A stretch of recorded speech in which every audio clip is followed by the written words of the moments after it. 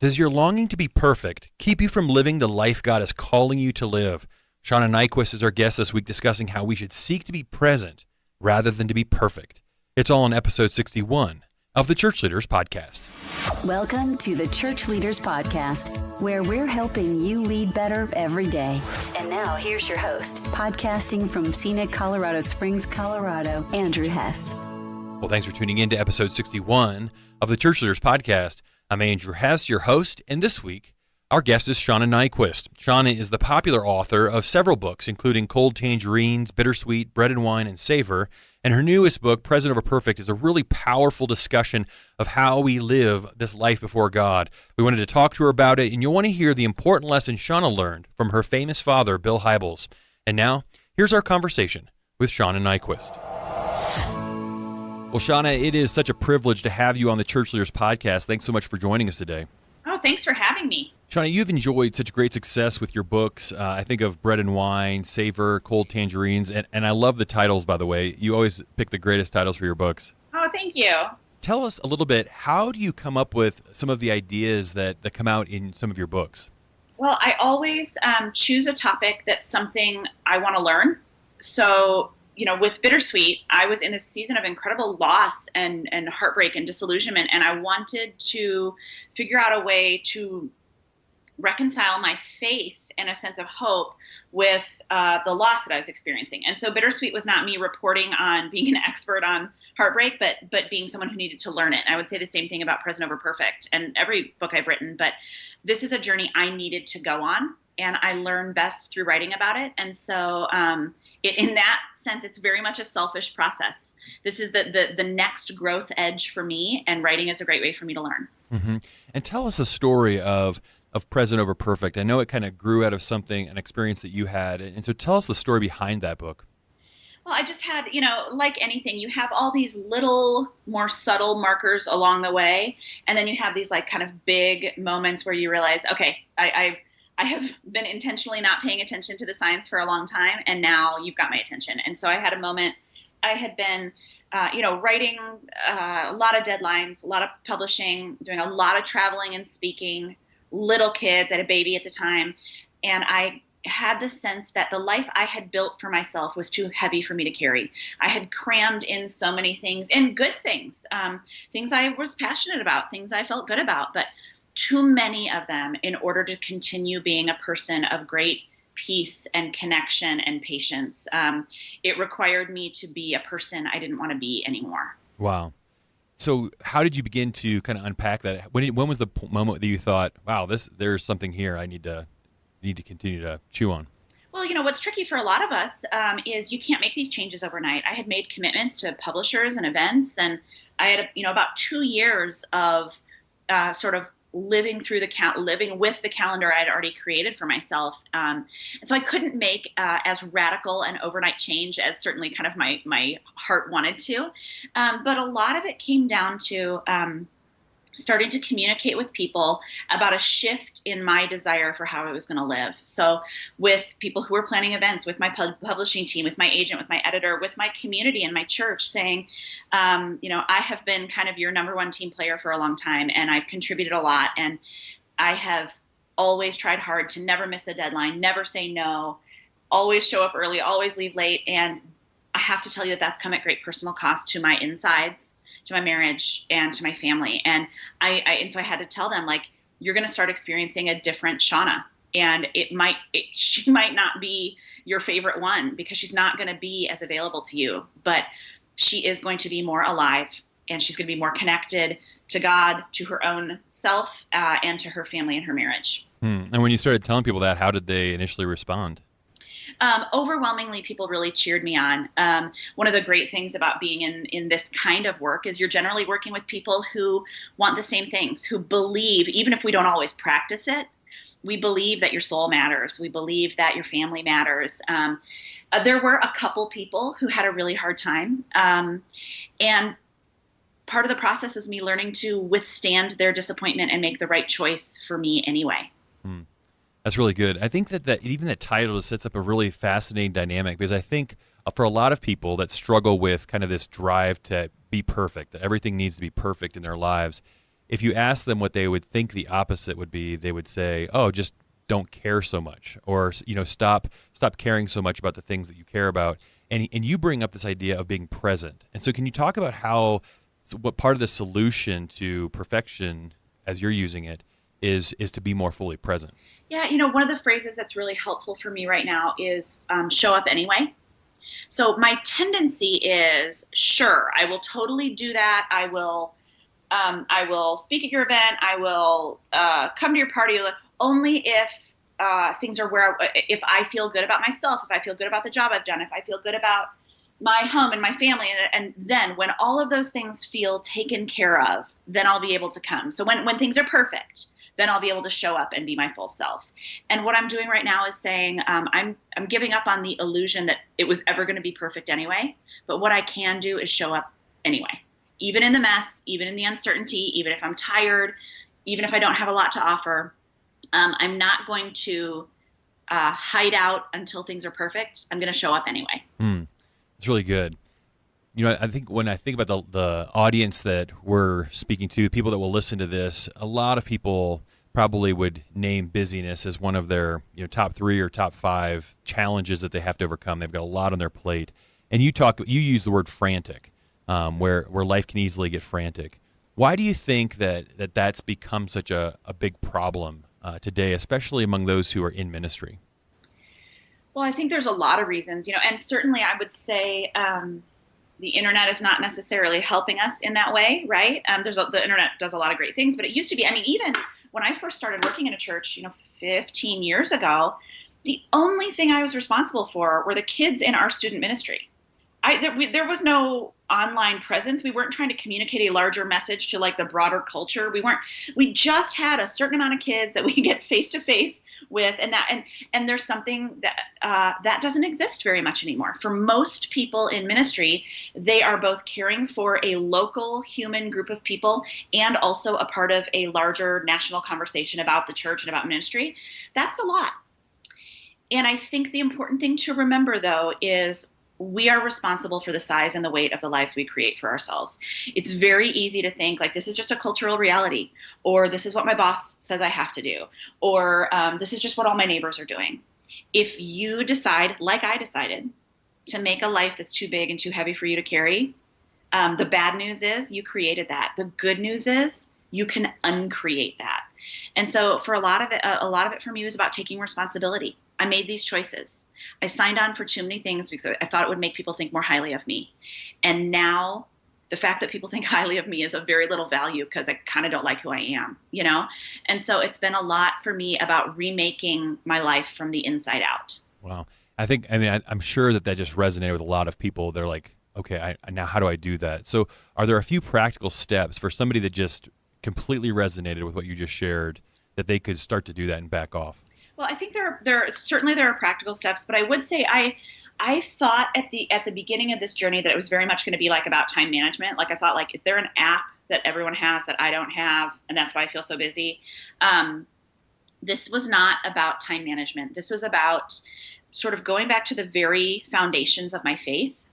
Essentially, I never would have said this, but essentially my functional theology was break your back all day long and God will let you stick around.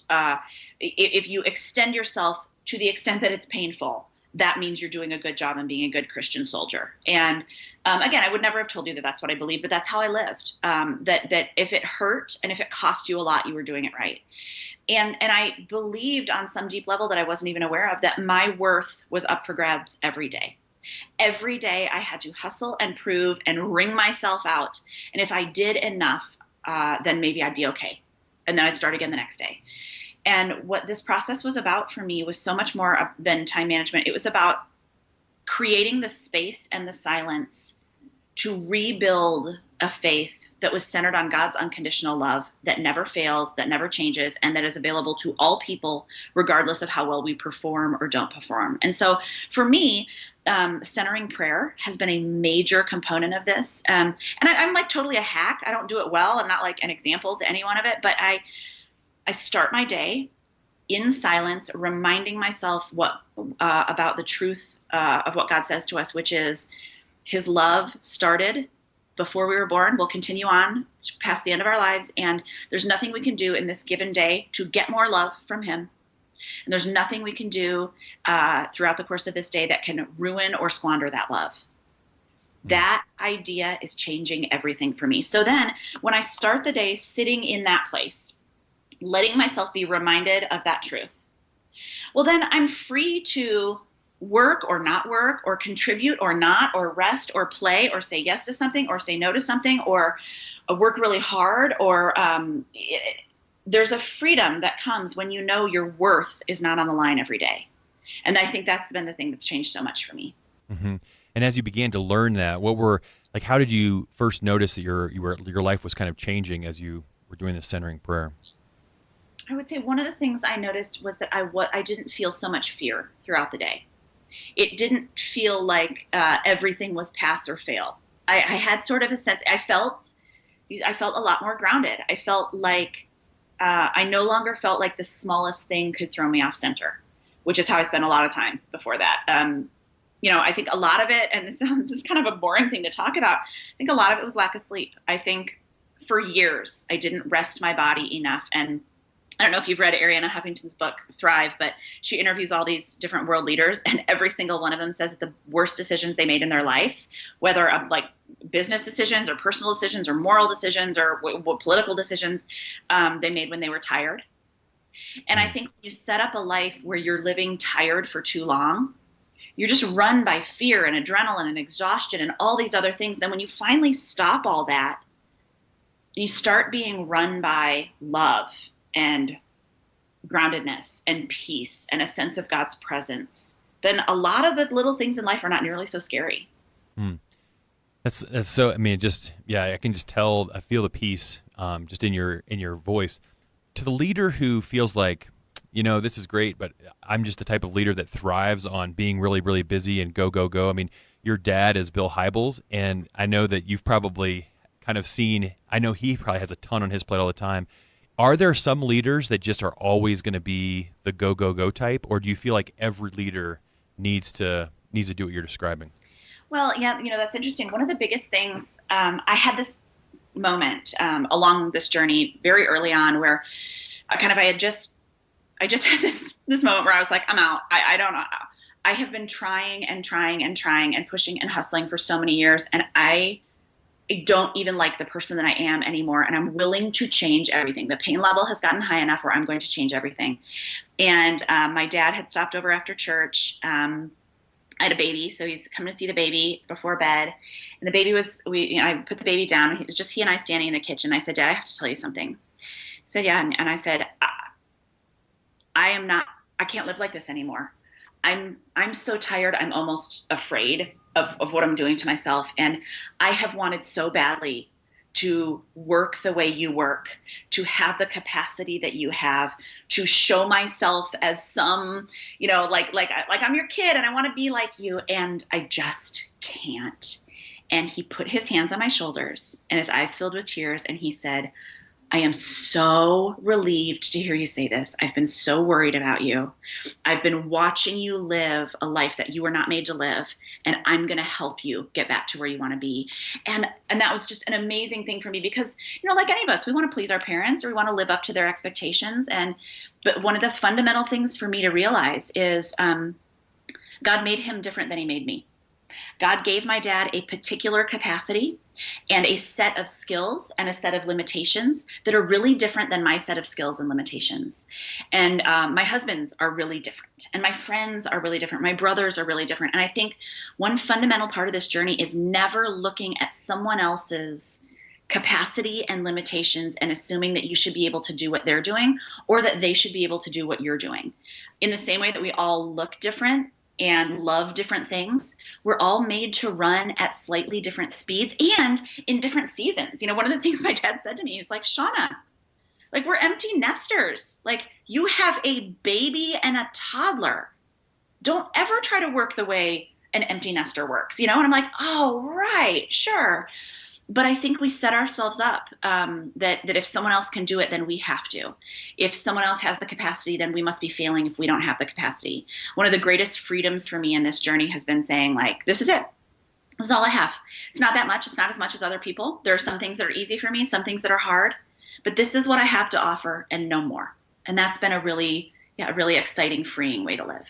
Yeah, that's so powerful to just even to understand, because I think what you're pointing out is that we're so prone to compare ourselves to other people, to look around and say, oh, I want to be able to do what they can do, or to compare our own journeys. How do you kind of dial into, okay, Lord, here's the giftings you've given me at this season in my life, and here's where the line is. Here's how much I can do, and then beyond that, I should say no to everything else. The phrase we use in our house, what I talk about is love is the only fuel. So I used to do a lot of things out of fear, or out of desire to compete or compare, or desire to be seen as responsible, or all these different reasons. And I'm very intentionally laying down those types of fuel. Although you can get a lot done on those fuels. Fear and competitiveness can get you really, really far. But the new fuel is love. And what that means for me is if you ask me to do something, my question is, can I do that thing and maintain a deep sense of love for the work I'm doing, for my family, for the people who sit around my table, for my community? Then the answer is yes. But if saying yes to that thing would push me out of love and groundedness into proving and competing and fear, then the answer is no. And I find that the more time I spend, the regular intervals of silence and prayer help me pay attention to that gauge, where I am in using that fuel. So I make decisions a lot more slowly than I used to. The answer just used to be yes to everything. Like, of course, please. What am I, a baby? Yeah. And now the answer is like, I'm going to need a little time to gauge where I'm at, and I'll get back to you. Wow. That's such a freeing thing to do. And talk about, I know that some leaders really struggle with ever saying no. Like saying no to somebody is such a hard thing. Sometimes we have that fear of disappointing somebody. What are some things that you've learned when it is right to say, I just can't take this on? How do you say no in a winsome way? Well, and this is probably the place where I've changed the most. I was like, when you say that leaders that have had a hard time saying no, like I was like, I feel like physiologically incapable of saying no until about 3 years ago. Like the crazy stuff I did because I felt so responsible for everyone and everything. But then I kind of had this realization, and it was essentially this: you will disappoint someone. Whatever you say yes to and whatever you say no to, you will, like the actual way the world works is you will be disappointing someone. And for me, I picture a concentric circle, and like my relationship with God and my husband and my kids are at the very center.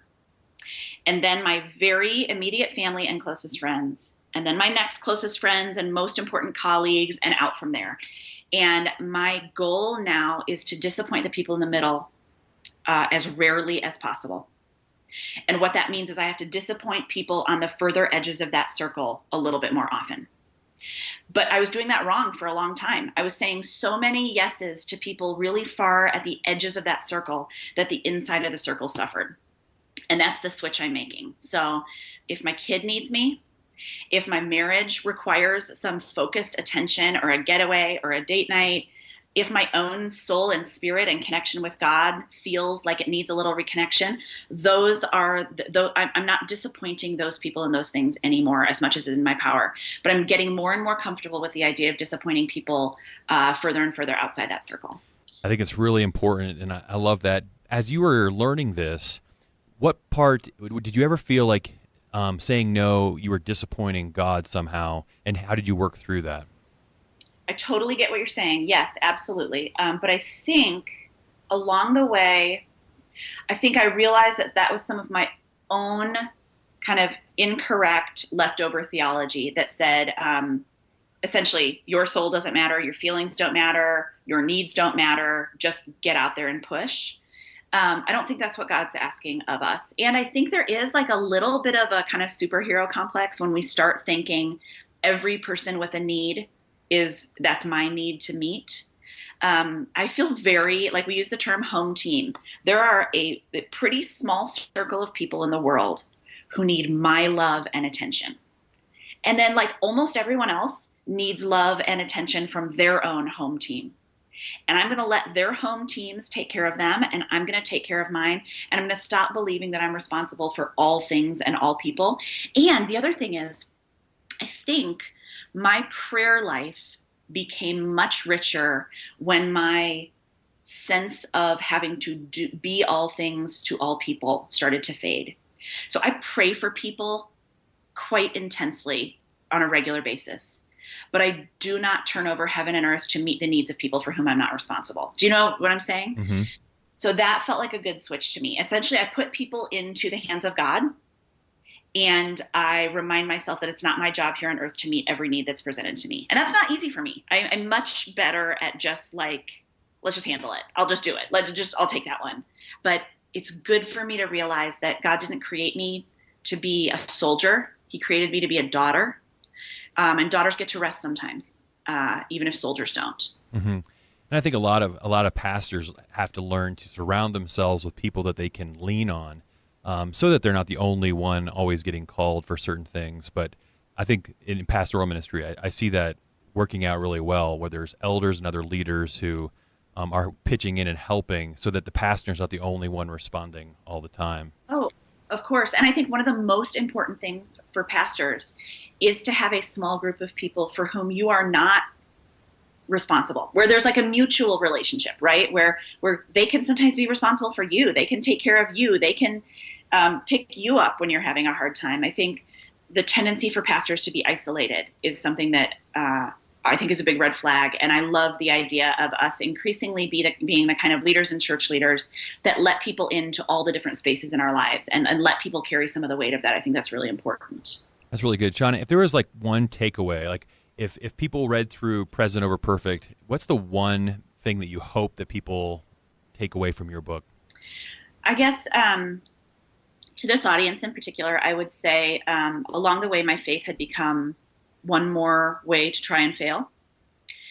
And then I found through this journey, I recovered the faith I experienced as a child and as a teenager and as a young woman, where my faith is actually, at this point in my life, my faith is the safest, softest part of my life. It is a refuge. It is something I'm incredibly thankful for, not one more weight under which I have to struggle. And I would say whatever you have to do, whether it's going to a counselor, which I did, or a spiritual director, which I did, or a silent retreat, which I did, whatever work you have to do, whatever time you have to carve out, whatever changes you have to make to reclaim faith as a healing, nourishing part of your life, as opposed to one more pressure, that journey is so worth it. It fuels and reorders everything. Well, Shauna, it's been so great to have you on the podcast. Thanks so much for this book and for your ministry. And I think, yeah, so many leaders are going to be blessed by just the freedom that you've just given them to not have to solve all the world's problems. So thank you so much for being with us today. Thank you. Thank you for having me.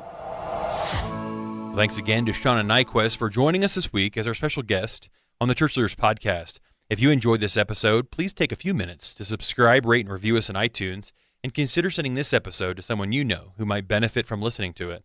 Also, you can download the show notes for this episode and every episode at ChurchLeaders.com/podcast. In the show notes, we put resources, mention the show, and links to some of our guest top content on ChurchLeaders.com and from around the web. As always, if you have ideas for how we can improve this podcast or guests you'd love to hear us talk to, email us at podcast@ChurchLeaders.com. Thanks for listening, and we'll see you again next week. You've been listening to the Church Leaders Podcast. For articles, videos, and free resources that will help you lead better every day, visit our website, ChurchLeaders.com. Thanks for listening.